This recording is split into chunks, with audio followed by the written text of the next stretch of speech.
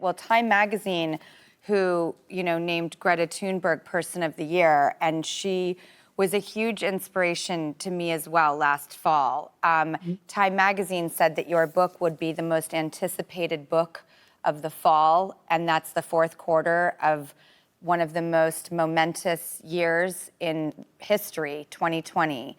I was reading it, and I think that the way you describe and humanize and humorize, and the way that Annie Leonard explains things in the back, for me, reading it, and I think Greta does a good job at this too, even though she's so intense and I feel like I'll never grow up to be anything like her.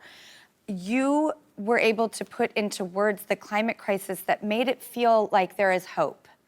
Like there is things we can do. Yes, we are running out of time, but sometimes that running out of time can make people feel disincentivized and want to run away and hide and curl up into a ball. Your book, I thought, was the way that you worded everything. It was like, I felt like I can do something and there is hope here. How did you manage to hold on to that tone while writing about something so serious? Well, there is hope. I mean, the scientists who lay out the dire warnings, they all say, but we can do it. We have the technology to do it. We have the money to do it. We have everything that we need except the numbers of people. We just need more people.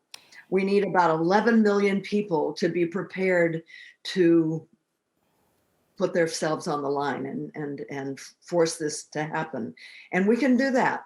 Is there a way to talk to government or voters that is incentivizing for economics and job growth and go that approach to be a country that is a leader in industry of the technology of green, abilities to change the world?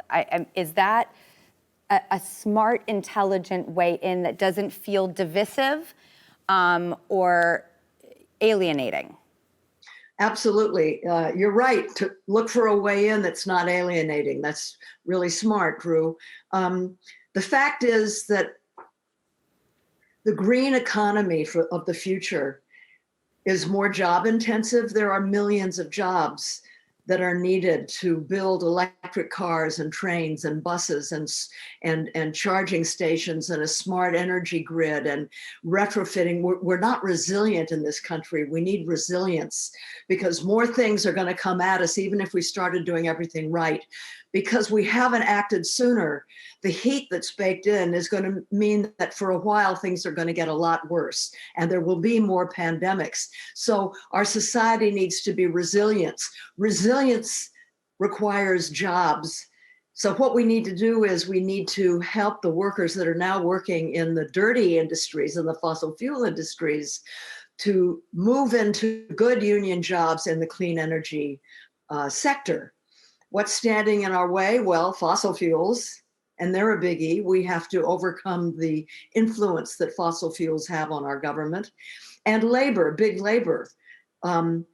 We need to unionize the green sector so that labor is going to support the move of fossil fuel workers from dirty pipes to clean water pipes for Flint, Michigan, for example.